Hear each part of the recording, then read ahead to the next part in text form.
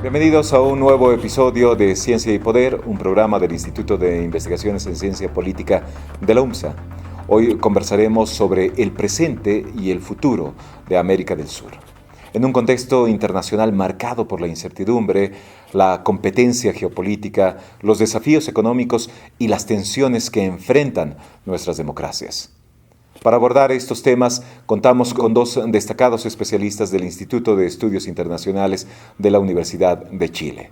Nos acompañan Andrés Dockendorf, profesor asociado del Instituto, y Federico Rojas, profesor asistente y coordinador del programa Sur. Muchas gracias a ambos por aceptar esta invitación.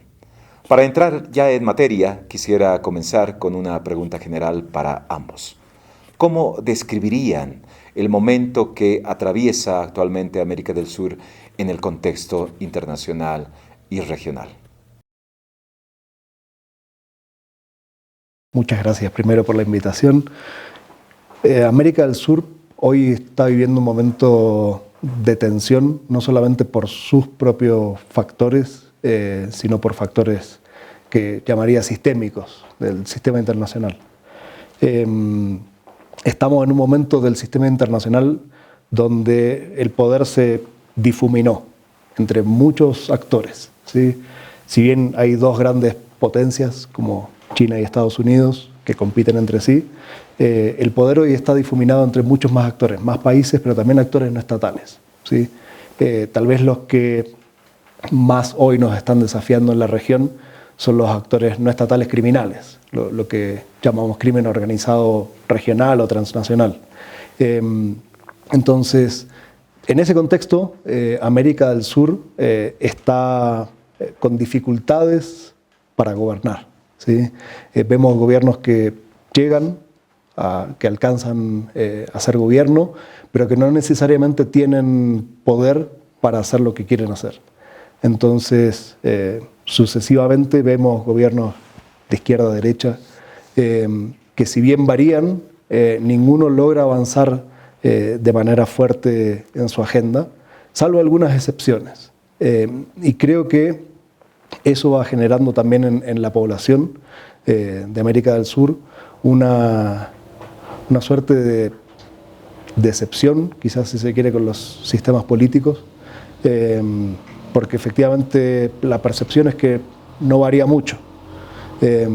Y eso es un problema, y también se empieza a mirar hacia otro tipo de opciones no necesariamente tan democráticas, y creo que eso puede ser un problema. Ahora, dicho esto, que es un panorama más bien negativo, también América del Sur tiene oportunidades, sobre todo en términos de sus recursos, de su posición.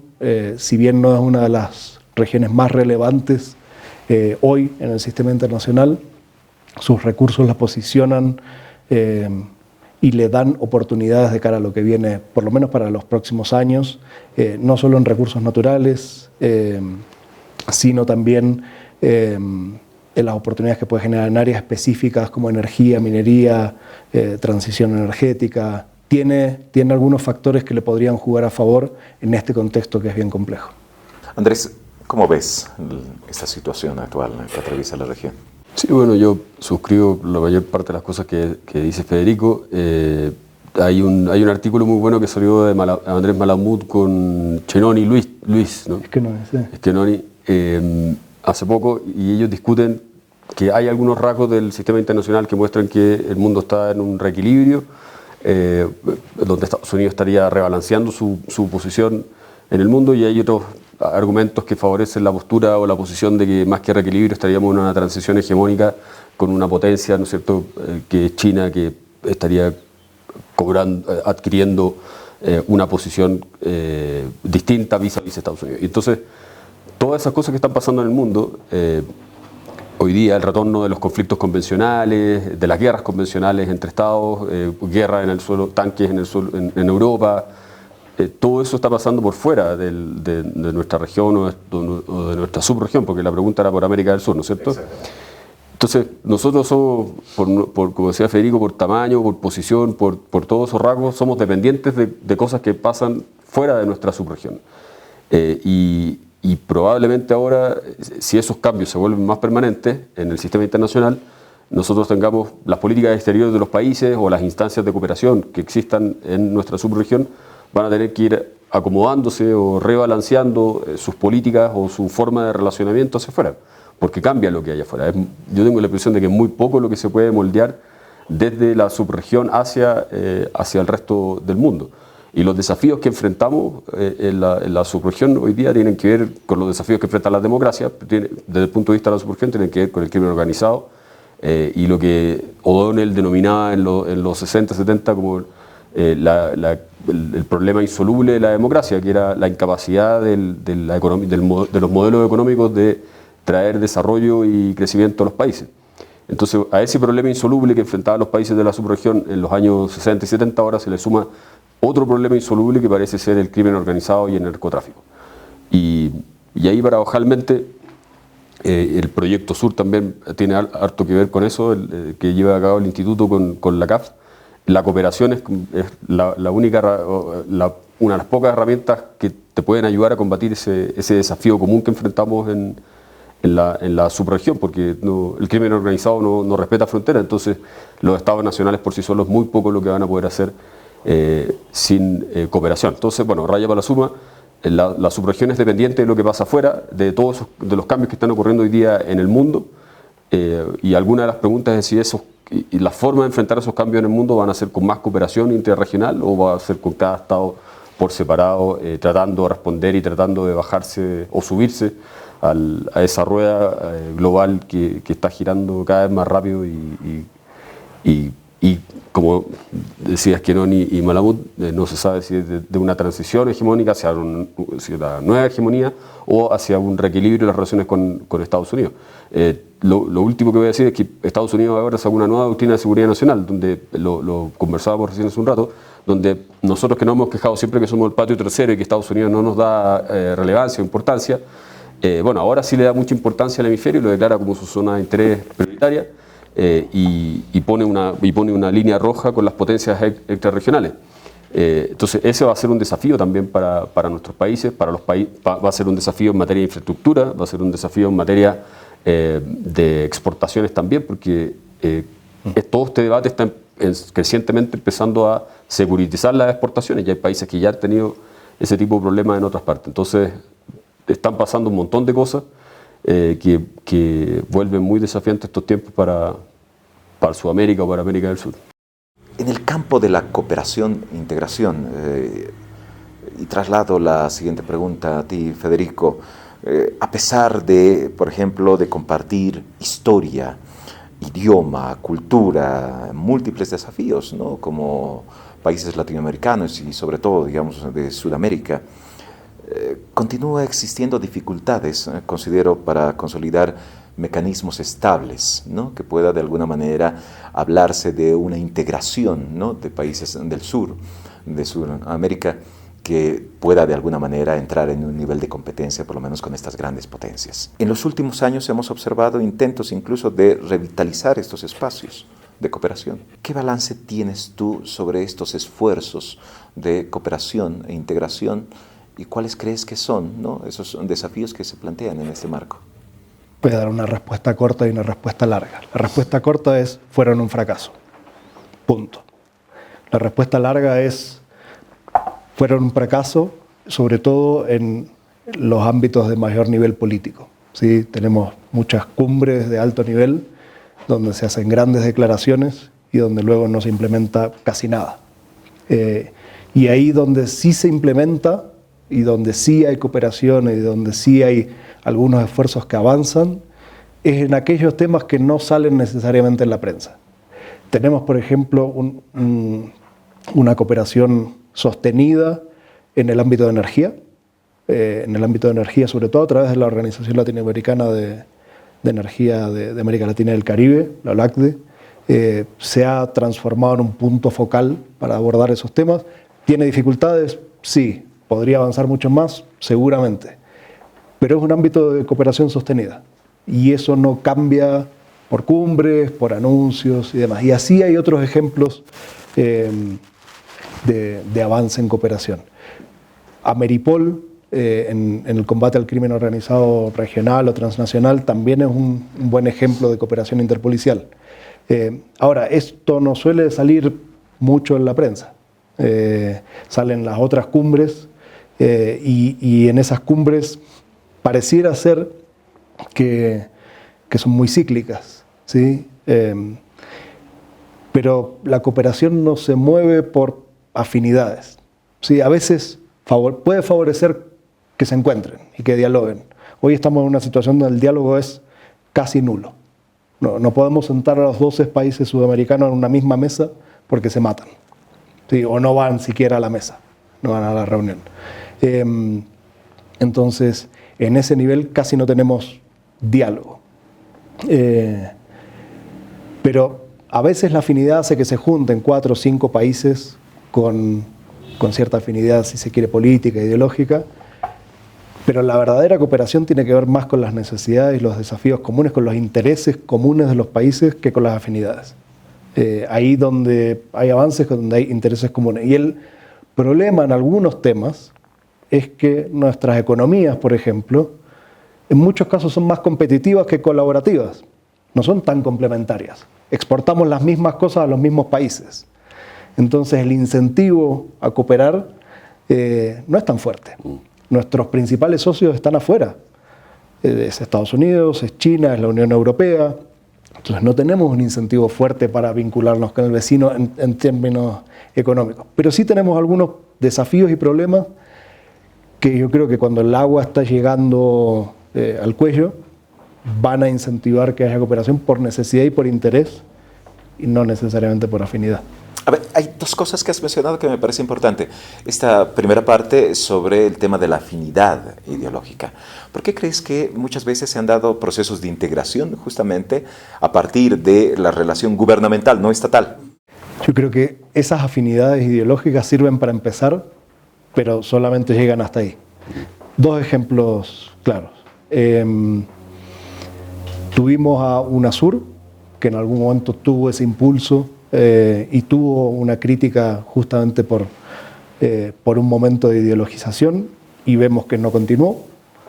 Desde otro espectro tuvimos a PROSUR, que tampoco continúa, y la excepción a eso quizás es la Alianza del Pacífico, que partió con 4 gobiernos que tenían afinidad en el modelo de desarrollo, diría, y que sin embargo sobrevivió al cambio de esos gobiernos, es decir, pasamos a otros gobiernos. Ahora, justo hoy la Alianza del Pacífico está en un momento crítico, porque no se entregó la presidencia pro tempore, tuvimos un problema de no reconocimiento de gobierno, entonces es difícil incluirlo. Pero creo que esas afinidades sirven para empezar un proceso, sirven para que las presidencias se llamen y digan, ok, hagamos una primera cumbre, veamos cómo abordamos esto, pero para darle continuidad al tiempo se necesitan otras cosas, como no solamente afinidad.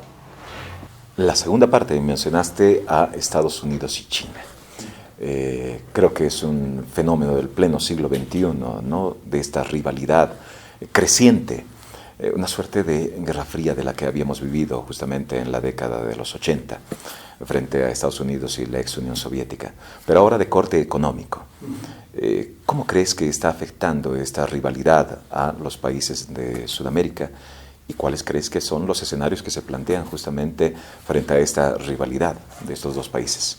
Hay un proverbio que le escuché a Andrés Malamud, ya que lo traemos, un proverbio africano, que dice que cuando los elefantes hacen el amor o la guerra, el pasto sufre, sea que se lleven bien o que se lleven mal. Somos el pasto que sufre.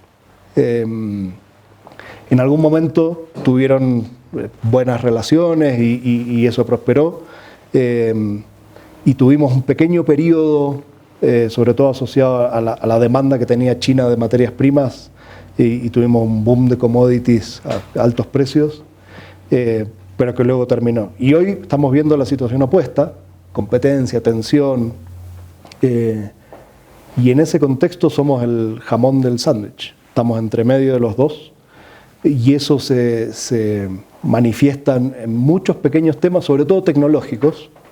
En Chile es muy claro, pero también se da en otros países. Cada vez que hay una licitación pública o algún concurso público donde participan empresas chinas, estadounidenses, europeas, largan sus mecanismos de presión para lograr que sus propias empresas sean las que ganen, y muchas veces sus mecanismos de presión no son suaves.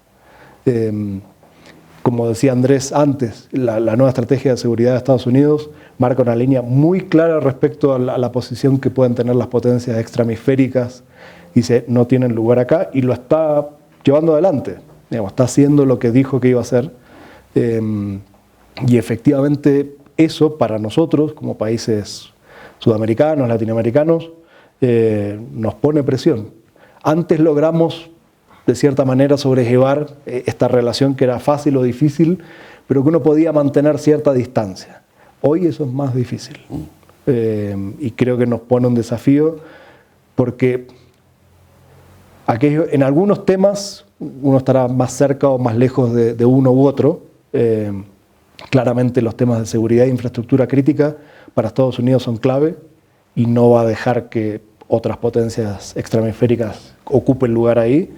En otros temas hay más margen, comercio exterior, exportaciones de ciertas exportaciones, pero todavía no es claro qué se puede hacer, qué no se puede hacer. ¿Sí? ¿Dónde están las líneas rojas de eso? Creo que se está como recalculando. Y mientras eso no sea claro, estamos expuestos a errores de política exterior, a decisiones que después se tienen que volver atrás, decisiones que molestan a uno o a otro o a ambos. Entonces es difícil, sobre todo si no hay un plan, que yo creo que es otro punto clave de las políticas exteriores en nuestros países. No hay claridad respecto de lo que queremos hacer y hacia dónde queremos ir y con qué medios vamos a movernos. Entonces, navegar esta incertidumbre sin un plan me da mal augurio. Estamos frente a un escenario donde las variables prácticamente no están, por lo visto, bajo nuestro control. Pero creo que sí hay una variable que tendría que estar bajo el análisis, ¿no? Y, claro, desarrollo y manejo de los países de Sudamérica, la democracia. Andrés, ¿cómo ves tú el estado actual de la democracia en los países de Sudamérica? Bueno, si uno mira las encuestas del Latinobarómetro, desde que los países volvieron a ser democracias en América Latina a principios de los 80 y después en los 90, se ha venido incrementando el porcentaje de personas que es indiferente ante la pregunta de ¿apoya usted la democracia frente a cualquier otra forma de gobierno? Y eso es más o menos parejo en la región. Hay países donde esto es más agudo. Brasil, Perú, Ecuador, Guatemala, Honduras son los 5 países donde más de un tercio de la población es completamente indiferente. Hay otro porcentaje que prefiere derechamente el autoritarismo, y la democracia se está quedando en el 40, 45, 30 y algo % de apoyo. Bolivia no está tan mal como esos otros países, está más o menos parecido a Chile en términos de que hay una mitad de la población aproximadamente, un 45 o 50% que apoya la democracia bajo cualquier circunstancia. Lo que debería ser, lo que es algo positivo en medio de procesos de crisis políticas, al menos tener ese dato a la vista. Las democracias están enfrentando varios problemas, pero en términos simples uno podría decir que los ciudadanos empiezan a percibir de que están débilmente equipadas para lidiar con los problemas que para ellos son más importantes. En particular, 2 que ya han salido mencionados: el crimen organizado o narcotráfico o delincuencia, y la economía. En algunos países la democracia, las actitudes de los ciudadanos en contra de la democracia se empiezan a ver afectadas por la economía y en otros casos por el crimen. Y ahí viene la buquelización de la respuesta al crimen organizado, ¿no es cierto? Si usted mira la encuesta de opinión en América Latina, cuando se le pregunta a los latinoamericanos cuál es el presidente de otro país que usted más admira, Bukele gana por mucha distancia en todos los países de la región. No estamos diciendo que ese sea el camino para responder a los problemas de seguridad, porque lo que hace Bukele es una historia del tipo: empiezo deteniendo a las maras y después empiezo a detener a los adversarios políticos y después, bueno, nadie sabe cómo termina. Esa es una parte de la historia, es decir, cómo las actitudes de los ciudadanos respecto a la democracia hoy día se están empezando a erosionar, porque las democracias han tenido un rendimiento débil en 2 temas centrales que son el crecimiento económico, el empleo, la economía, por decirlo simple, y el combate al crimen. En particular, el combate al crimen es donde surge la correlación más fuerte entre si uno mira las encuestas y mira qué explica que las personas dejen de apoyar la democracia. El tema del crimen es súper fuerte, crimen y migración irregular, sobre todo en algunos países de la región. Y después vienen dos cosas que también están afectando la democracia en la región, que tienen que ver a mi juicio, primero, con la autocontención de los gobiernos. Para que funcione la democracia representativa, los gobiernos tienen que tener autocontención, es decir, gobernar dentro de los límites de la acción ejecutiva, no excederse más allá de sus atribuciones. Si la Constitución dice que no se pueden reelegir, no ir a la reelección ni forzar la reelección mañosamente, interpretando la Constitución de alguna forma mañosa para poder habilitar esa reelección. Todo eso que tiene que ver con la autocontención en algunos países está afectando a la democracia. Presidentes que se exceden respecto a sus atribuciones. Y hay otros países donde el problema tiene que ver con la oposición o las oposiciones. Juan Lins, un politólogo español, decía que había tres tipos de oposiciones: las oposiciones leales, semileales y las desleales. Las leales se oponen al gobierno y a sus políticas y votan en contra de esas políticas, pero no dejan de reconocerle que tiene un mandato democrático obtenido legítimamente en las urnas. En el otro extremo, las oposiciones desleales no le dan nada al gobierno. No le reconocen el derecho a implementar sus políticas de su gobierno y tampoco le conceden que tenga un mandato democrático legítimo, y empiezan eventualmente a conspirar o a formar coaliciones golpistas o para intentar derrocar anticipadamente a esos presidentes. Y en América Latina tenemos de las dos cosas: oposiciones desleales y presidentes que no muestran autocontención. Y todo eso está afectando sin duda el funcionamiento de la democracia, porque la gobernabilidad democrática supone que todos los actores estratégicos del sistema, de una u otra forma, respetan un conjunto para resolver sus conflictos que existen. En la sociedad siempre hay conflictos, no todos pensamos lo mismo sobre nada, entonces al final del día hay que agregar preferencias y alguien va a ganar y alguien va a perder. Pero la clave de eso es que el perdedor acata los resultados cuando es perdedor, porque tiene la expectativa de que en un próximo ciclo puede volver a competir con chances de ganar. Y la clave de esto entonces es que los actores estratégicos sujeten sus expectativas y sus acciones a un conjunto de reglas que permiten dirimir el conflicto.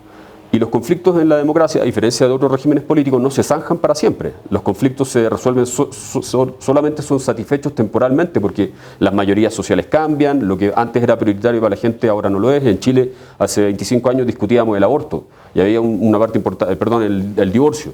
Y había mucha gente que estaba en contra y se logró aprobar el divorcio. Ahora se discute el aborto. Hace 20 años eso era impensado. Si los conflictos se resolvían para siempre, no podríamos recoger los cambios y la evolución o la modernización de las sociedades.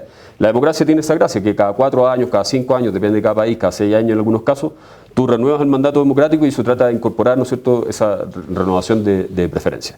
El problema está en cuando los actores que son derrotados en las urnas empiezan a buscar mecanismos extrainstitucionales para tratar de cortar el mandato de quien obtuvo legítimamente el poder. Entonces,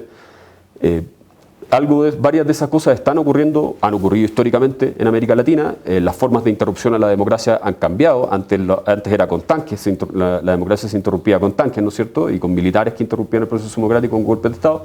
Hoy día es algo distinto. Hoy día en América Latina está pasando lo que Levinsky y Ziblatt denominan como esta trampa endógena de la democracia. Son líderes electos democráticamente que llegan al poder en una elección donde obtuvieron un mandato democrático, y una vez sentados desde el sillón presidencial empiezan a erosionar las instituciones democráticas. Empiezan a buscar alterar la Constitución o modificar la Constitución para poder reelegirse, empiezan a eliminar los contrapesos institucionales o la separación de poderes. Entonces empiezan a hacer cosas que terminan erosionando y dividiendo la democracia. Y eso puede venir desde la izquierda en América Latina o desde la derecha. No hay solamente un extremo que debilita la democracia, como uno puede colegir de varios discursos.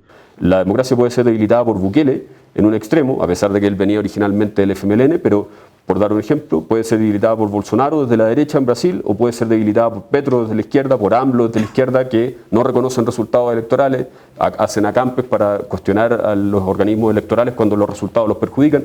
Entonces puede venir desde cualquier parte, y eso es un desafío, un problema de la democracia en la región. ¿Crees que estamos en una crisis de representación política frente a esta situación? De acuerdo a los datos de la encuesta, sí. Hay una crisis de representación política que tiene variantes en los países. Hay bajo nivel de confianza en las instituciones políticas, en los partidos políticos. Las personas no se identifican. Hay casos como Chile, que suele ser definido como un sistema político bastante institucionalizado, un sistema de partido bastante institucionalizado, donde cada vez más personas ni siquiera se clasifican en la escala izquierda-derecha. O sea, ya no es una cuestión de que no te identificas con un partido, sino que ni siquiera te ubicas entre 1 y 10 donde estás en la escala ideológica. Y esa desafección, claro, sin duda afecta el funcionamiento de la democracia, porque, con esto termino, porque la democracia funciona con partidos que intermedian. Si no hay intermediación política, hay populismo. Cuando hay intermediación política institucionalizada, tenemos una democracia representativa que funciona. El populismo es otra historia, que no termina con finales felices, precisamente. Gracias. Federico, frente a esta situación, ¿no?, política, económica, ¿no?, geopolítica, ¿cómo proyectamos de aquí a unos 5 o 10 años, para no irnos demasiado, pero digamos en una relación de mediano plazo, el futuro de la región de América del Sur? ¿Cómo nos vemos de aquí a los próximos años? Como decía Andrés al principio, somos una región dependiente y en un mundo en el que, digamos, la riqueza y el poder se están moviendo hacia el Océano Pacífico, hacia Asia sobre todo, y en ese contexto no lo vamos a tener fácil, ¿sí? Diría que estructuralmente vamos a tener que movernos en un sistema que no nos va a favorecer, ¿sí? Dicho esto, la pregunta es, ok, ¿qué opciones tenemos? Frente sobre todo a los problemas que exceden a lo nacional, creo que o la coordinación o la cooperación son opciones necesarias para resolver problemas, ¿sí? Hablábamos de seguridad, de economía, pero también sobre todo algunos aspectos como infraestructura o incluso educación son claves como para poder pensar por lo menos una mejor condición, ¿sí? Y yo creo que la pregunta es cómo hacemos para aumentar nuestro margen de maniobra en este mundo que nos condiciona. Individualmente, salvo países como Brasil, México, que tienen un peso específico suficiente como para dar respuestas y tener una relativa autonomía, el resto de los países depende de otros, depende de coordinarse con otros para poder mejorar su posición negociadora. Entonces, creo que en este mundo que no nos favorece, si logramos coordinarnos con otros, podemos mejorar nuestro margen de maniobra. Ahora, parecido a lo que recién mencionaba Andrés, para eso creo que hacen falta ciertos acuerdos mínimos de hacia dónde ir. Hoy es algo que escasea, ¿sí? En general los gobiernos parecen ir como péndulos, ¿sí? Que se mueven de un lado a otro, y eso muestra volatilidad, salvo algunas excepciones de políticas que se continúan en el tiempo.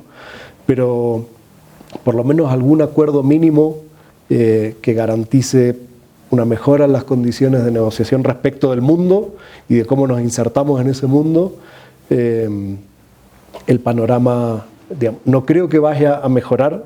Si me preguntas a 5 años, no soy optimista respecto a los próximos 5 años. Yo creo que la situación se va a volver más compleja, no por nosotros, aunque creo que a veces ayudamos a que esto no mejore, sino porque lo fuerte del mundo, los flujos más fuertes se están moviendo en otro lado. Entonces, para subirnos a ese barco, tenemos que tomar ciertas decisiones que hoy todavía no se están tomando. Andrés, la misma consulta. ¿Cuáles son esas oportunidades, pero también riesgos, ¿no?, que como región crees que vamos a enfrentar los próximos años? Federico ya habló de lo regional, entonces no me voy a referir a eso, más que el experto en eso. Voy a dar el ejemplo de Chile. Para nosotros fue muy importante, o ha sido históricamente muy importante, y participamos de la creación de algunas de esas normas, del multilateralismo y el derecho internacional. Y son dos cosas que hoy día están bien lesionadas o bastante cuestionadas como parte de todo este proceso de transformación global. En consecuencia, la pregunta para nosotros es, bueno, si esas herramientas para países pequeños o para una región, digamos, que pesa poco y que tienen lo multilateral o en el derecho internacional herramientas para poder tratar de tener un poco más de predictibilidad sobre el futuro. Si eso está lesionado o debilitado, bueno, más incierto se vuelve todo y a lo mejor la pregunta ahí es qué se puede hacer desde zonas como la nuestra para tratar de contribuir a eso. Yo le escuchaba a otro profesor del instituto el otro día, me hablaba del minilateralismo, que yo no tenía idea que existía como literatura, como... Bueno, quizás hay que pensar en instancias de cooperación más minimalistas, o instancias de integración más minimalistas o más flexibles, que estén un poco más inmunizadas, lo que decía Federico respecto a esta cosa pendular, de que, claro, si la integración va a depender de que sean dos gobiernos de izquierda o varios gobiernos de izquierda juntos, tenemos el ciclo del ciclo rosado de gobiernos de izquierda, bueno, se corta eso, viene ahora un ciclo de gobiernos de derecha en la mayor parte, en varios países de la subregión. Pero eso no te garantiza que la cooperación, si se da ese alineamiento, no te garantiza cooperación en el largo plazo. Esto tiene que ser un juego más institucional, o sea, que esté inmunizado a la alternancia política en cada una de las democracias. Es decir, que tenga un par de principios o de líneas, de acuerdos mínimos o de líneas rojas, no sé. ¿Qué es lo que deberían de hacer los países de América del Sur justamente para enfrentar estos escenarios que parecen ser muy complicados para la región? Empezamos por ti, Federico, y cerramos ya esta entrevista contigo, Andrés. Bien. Partiría diciendo que no tengo una respuesta. ¿Sí? No tengo una respuesta definitiva. Puedo esbozar algunas líneas y no mucho más. A ver, partiría por temas... creo que es un momento de la cooperación técnica, ¿sí? De la cooperación funcional, técnica, que es esta cooperación silenciosa que mencionaba antes y que es la que logra sostenerse en el tiempo más allá de estas fluctuaciones. Entonces, una de las primeras decisiones sería impulsar y fortalecer esa cooperación. No la cooperación rimbombante, no las grandes cumbres, sino esta cooperación aburrida y burocrática que está orientada a resultados y a bienes públicos regionales. Esa es como una primera línea. Después creo que a nivel nacional tenemos que pensar cómo logramos lo que en inglés es el delivery de los gobiernos, como entregar resultados. Gran parte de esto es de esta crisis que tenemos es porque justamente en algunos temas no hubo resultados, no hubo grandes mejoras a nivel promedio, ¿sí? Más allá de que hay casos donde sí hubo mejoras. Entonces creo que la pregunta es cómo logramos también generar resultados que busquen reencantar a este porcentaje de la población que hoy está dudando respecto a la democracia como única vía, para volver a tenerlo como único juego posible, ¿sí? Que hoy está más complejo.